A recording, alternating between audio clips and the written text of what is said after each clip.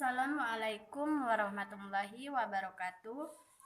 Kami dari kelompok 7 akan memaparkan materi kami yang berjudul Kualifikasi Akademik Konselor.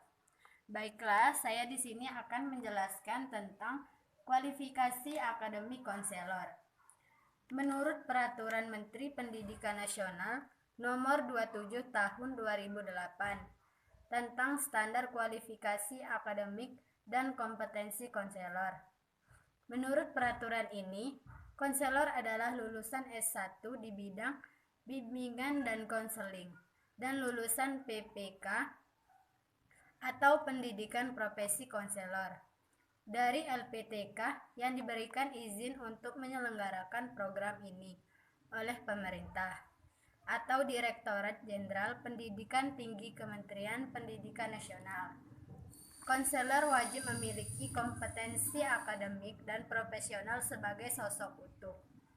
Pembentukan kompetensi akademik konselor melalui proses pendidikan formal jenjang S1 atau strata 1 di bidang bimbingan dan konseling yang dibuktikan dengan penganugerahan ijazah akademik sarjana pendidikan atau SPD di bidang bimbingan dan konseling.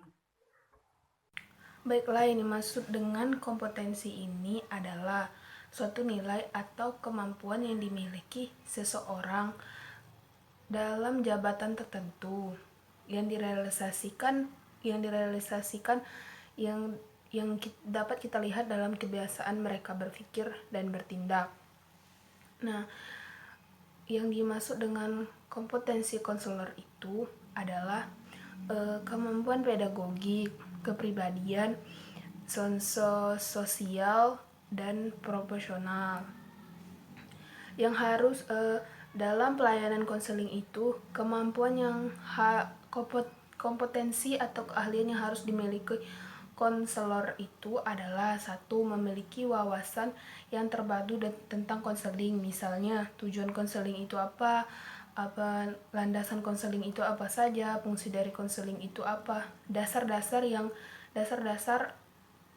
bimbingan konseling itu apa saja. Yang kedua, pendekatan atau strategi. Nah, masuknya itu teknik di berbagai kegiatan yang dilakukan oleh konselor itu. Terus itu penyusunan program layanan. Penyusunan program layanan di sini itu adalah maksudnya program ini itu akan membuat program seperti apa yang ada di sekolah. Sudah itu sumber dan media. Sumbernya ini dari mana? Maksudnya sumber atau media yang digunakan konselor itu apa saja. Asesmen itu masuknya penilaian yang dilakukan oleh layanan konseling tersebut. Pengolahan layanan konseling. Nah, pengolahan layanan konseling ini adalah pengolahannya itu seperti apa, dan konselor itu harus mengelola layanan tersebut agar berjalan di sekolah, baik itu di layanan bimbingan konseling. Baiklah, di sini saya akan menjelaskan tentang standar kompetensi seorang konselor. Rumusan standar kompetensi seorang konselor itu telah dikembangkan dan dirumuskan atas dasar kerangka pikir yang menegaskan konteks tugas dan ekspektasi kinerja seorang konselor. Namun ditata ke dalam 4 kompetensi pendidikan sebagaimana tertuang dalam Peraturan Pemerintah Nomor 19 Tahun 2005 tentang Standar Pendidikan Nasional. Maka rumusan kompetensi akademik dan profesional konselor itu dapat dipetakan dan dirumuskan sebagai berikut. Yang pertama itu kompetensi pedagogik. Dalam rangka pengembangan potensi peserta didik yang optimal, dibutuhkan konselor yang mampu menguasai teori dan praksis pendidikan serta mengaplikasikan perkembangan fisik, psikologis, kepribadian, individualitas, perbedaan siswa, serta keberbakatan dan kesehatan mental. Selanjutnya itu kompetensi kepribadian. Konselor itu perlu mampu menampilkan kepribadian yang beriman dan bertakwa kepada Tuhan Yang Maha Esa, memiliki penghargaan dan menjunjung tinggi nilai-nilai kemanusiaan, individualitas, kebebasan memilih, terutama dalam hal pengaplikasian pandangan positif dan dinamis tentang manusia sebagai makhluk spiritual, bermoral, sosial, individual, dan berpotensi. Mengembangkan potensi positif individu, menjunjung tinggi harkat dan martabat manusia sesuai dengan hak asasinya, dan bersikap demokratis.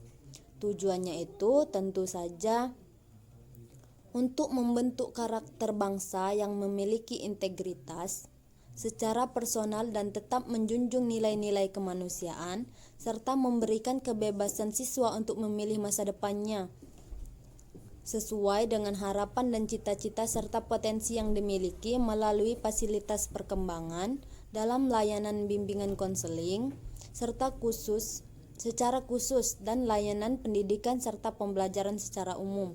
Selanjutnya itu kompetensi sosial. Dalam melaksanakan pelayanan bimbingan dan konseling yang efektif itu, seorang konselor memerlukan dukungan dan kerjasama dari berbagai pihak.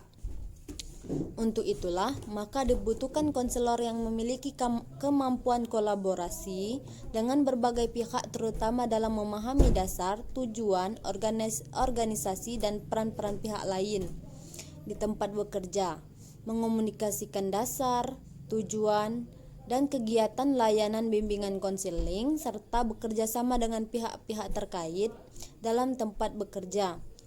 Peranan aktif seorang konselor dalam organisasi dan kegiatan profesi memberikan manfaat agar konselor itu terfasilitasi untuk kegiatan pengembangan diri dan profesi.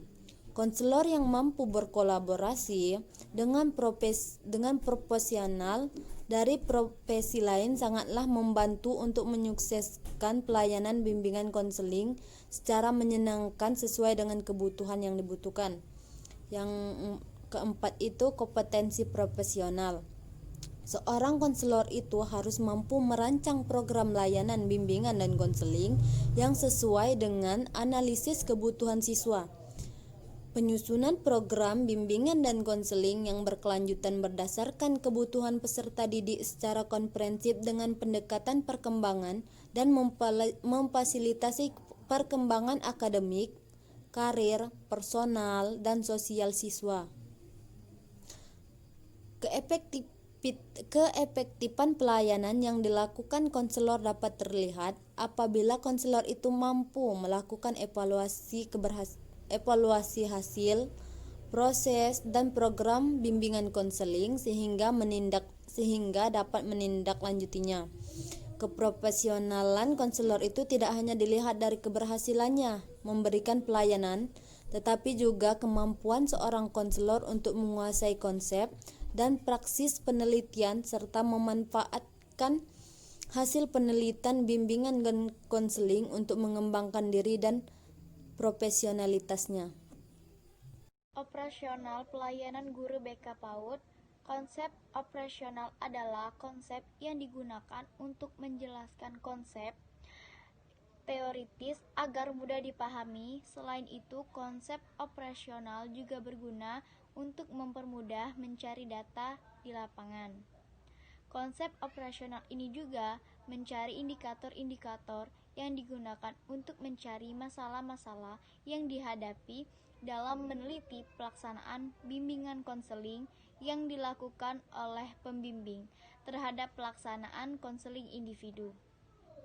Maka penulisan menetapkan indikator-indikatornya, yaitu yang pertama, pelaksanaan bimbingan konseling individu di lembaga permasyarakatan, yaitu perencanaan, pelaksanaan, evaluasi, analisis hasil evaluasi, tindak lanjut, dan laporan. Yang kedua itu sikap keagamaan. Yang pertama, upaya yang dilakukan pembimbing dalam meningkatkan sikap keagamaan. Yang kedua, pembimbing melakukan pengamatan terhadap pengaruh sikap keagamaan yang dimiliki klien. Yang ketiga, pembimbing mengarahkan klien agar memiliki kesadaran beragama yang tinggi. Yang keempat, yaitu faktor penghambatan dan pendukung dalam pelaksanaan konseling. Nah, guru BK memahami dan mampu menetapkan panduan operasional penyelenggaraan bimbingan dan konseling dalam tugasnya memberikan pelayanan kepada peserta didik. Namun, terhadap satu pertanyaan dan kegiatan bahwa guru BK belum menyusun program tahunan meliputi struktur rasional, dasar hukum, visi dan misi, deskripsi kebutuhan, tujuan, komponen, program, bidang layanan, rencana prasarana, dan anggaran biaya. Hal ini perlu dilakukan mengembangkan lanjutan berupa memberikan seminar maupun pelatihan kepada guru BK untuk menyusun program BK sesuai dengan pedoman panduan operasional penyelenggaraan bimbingan dan konseling. Panduan operasional penyelenggaraan bimbingan dan konseling fokus pelaksanaan kegiatan meliputi materi layanan bimbingan dan konseling, fungsi layanan bimbingan dan konseling, tujuan layanan bimbingan dan konseling, asas layanan bimbingan dan konseling, komponen, strategi, dan penyelenggaraan layanan bimbingan dan konseling. Komponen program meliputi layanan dasar, layanan peminatan, dan perencanaan individu, layanan responsif, dan dukung sistem. Sedangkan bidang layanan terdiri atas bidang layanan pribadi, sosial, dan belajar. Nah, itulah dia pemaparan materi kami. Maaf bila ada salah kata. Kepada Allah saya mohon ampun. Kami akhiri. Wassalamualaikum warahmatullahi wabarakatuh.